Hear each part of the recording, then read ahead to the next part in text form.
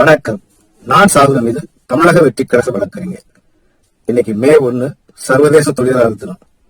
உலகெங்கும் வாழும் தொழிலாளர்களுக்கு நம்முடைய வளர்ச்சிக்கும் முன்னேற்றத்திற்கும் நம்முடைய அன்பும் ஆதரவும் தெரிவிச்சு இந்த வீடியோவை நான் தொடங்குறேன். இன்னைக்கு ஒரு சிறப்பான நாள். இந்த தொழிலாளி முதலாளி என்ற வர்க்க பேதமே ஒழியணும்னு எல்லாருமே நினைக்கிறாங்க. அதுக்காக இப்படி ஒரு தினம், மே தினம் கொண்டாடப்படுகிறது. இந்த வர்க்க பேதங்கள் முன்னாடி தலைவிரிச்சு ஆடிச்சு. இன்னைக்கு தலைவிரிச்சு ஆடாட்டியும் இன்னும் அது நம்ம தலைக்குள்ள இருந்துகிட்டு தான் இருக்கு. அது என்ன தொழிலாளி முதலாளி என்ற வர்க்க பேதம்? தொழிற்சேரவங்க எல்லாருமே தொழிலாளி தானே. நான் வழக்கறிஞர்னா நானும் ஒரு தொழிலாளி தானே.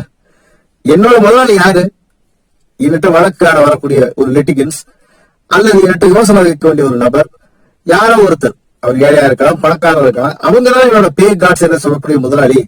ஆனா சில தொழில்களை பாத்தீங்கன்னா, ஒரு வழக்கறிஞரோ டாக்டரோ பொறியாளரோ அல்லது மேம்பட்ட சில தொழில்கள்ல பாத்தீங்கன்னா, அந்த முதலாளி வெளியே நின்றுகிட்டு இருப்பாரு அல்லது இந்த தொழிலாளிக்காக காத்துக்கிட்டு இருப்பாரு.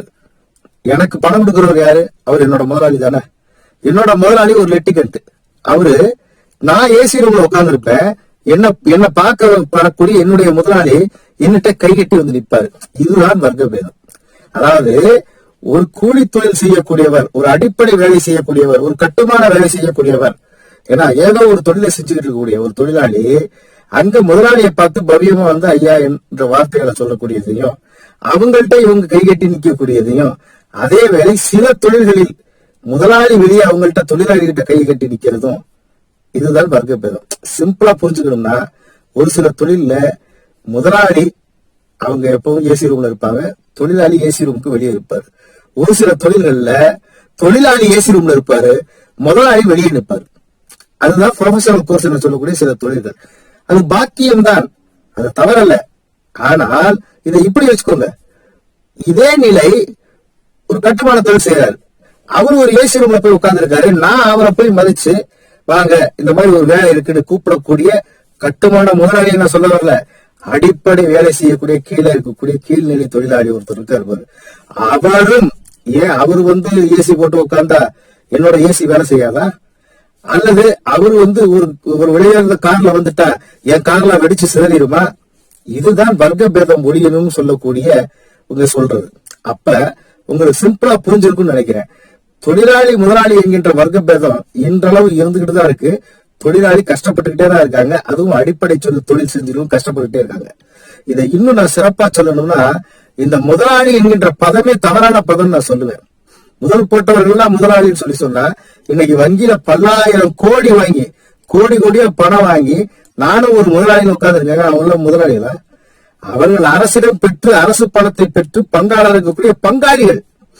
சரி, சில பேர் 10 பேர்த்த பணம் வாங்கி ஒரு தொழில் செய்யறாங்க, அல்லது சில பேர் வந்து மற்றவர்களுடைய பணத்துல அதர் பீப்புள்ஸ் மணியில தொழில் செஞ்சுட்டு இருக்காங்க. இவங்க எல்லாம் எப்படி முதலாளி ஆவாங்க? எனவே இந்த முதலாளி என்ற பதமே தவறுன்னு நான் நினைக்கிறேன்.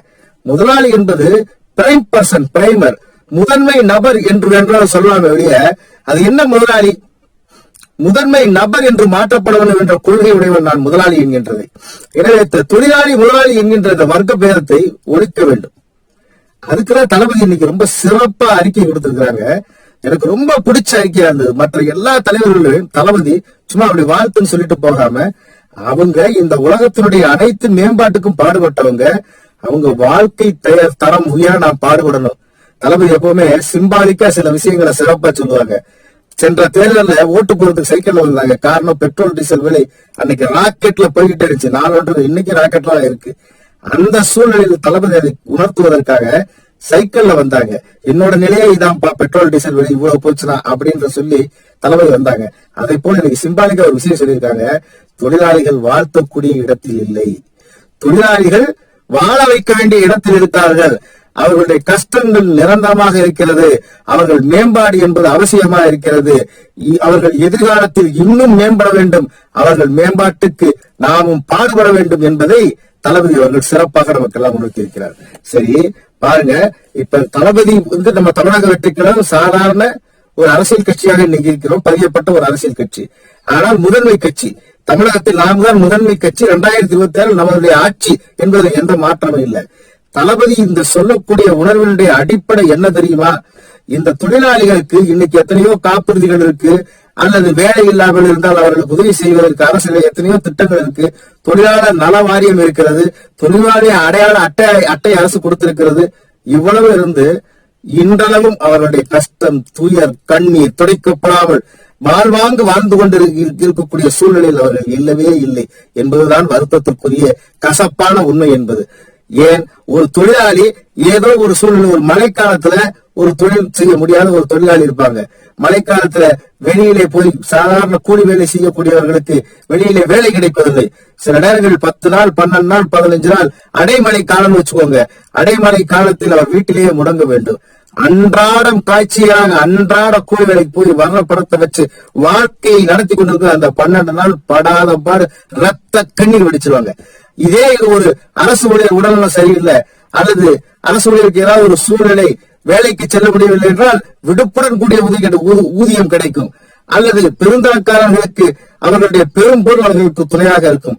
ஏழையாகவும் இருந்து கொண்டு சிறுதொழில் செய்து கொண்டு உடலுழைப்பை சிந்திக் கொண்டு அங்கே முதலாளி என்கின்ற பெயரிலே அவர்கள் கொடுக்கக்கூடிய அட்ராசிட்டிகள், கஷ்டங்கள், துயரங்கள் அனைத்தையும் தாங்கிக் கொண்டு, அசிங்கங்களை தாங்கிக் கொண்டு கஷ்டம் என்று வந்தால் அடிப்படையில் அவர்கள் வயிற்று பசிக்கு கூட கஷ்டப்படக்கூடிய தொழிலாளிகள் இன்றளவும் இதே தமிழகத்தில் வாழ்ந்து கொண்டுதான் இருக்கிறார்கள்.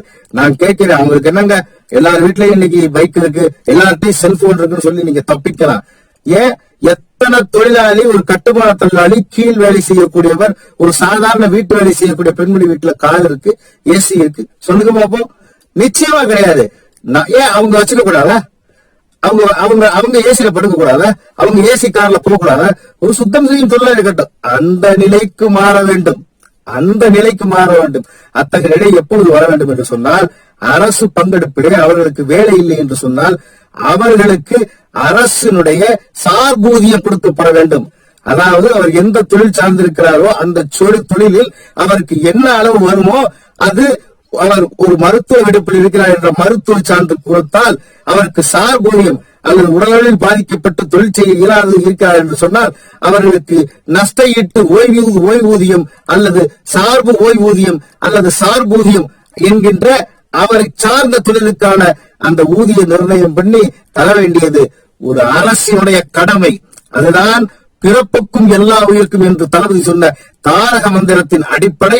அத்தகைய சூழ்நிலை 2026 தளபதி ஆட்சியிலே நிச்சயம் உருவாகும் என்கின்ற நம்பிக்கை இருக்கிறது.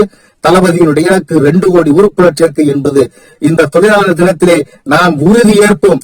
தொழிலாளர்கள் வாழ்க்கை மலர்ந்திட வேண்டும் என்று சொன்னால், தொழிலாளருடைய வாழ்க்கையிலே நான் சொன்ன போது போன்ற மறுமலர்ச்சிகள் வர வேண்டும் என்று சொன்னால் எங்கள் தலைவன், எங்கள் தளபதி தமிழகத்தில் ஆட்சி பொறுப்பை ஏற்க வேண்டும். 3 கோடி உறுப்பினர் என்ற இலக்கை நோக்கி நாம் பயணப்பட வேண்டும். அதற்காக உழைக்க வேண்டும் என கூறி விடைபெறுகிறேன். வணக்கம்.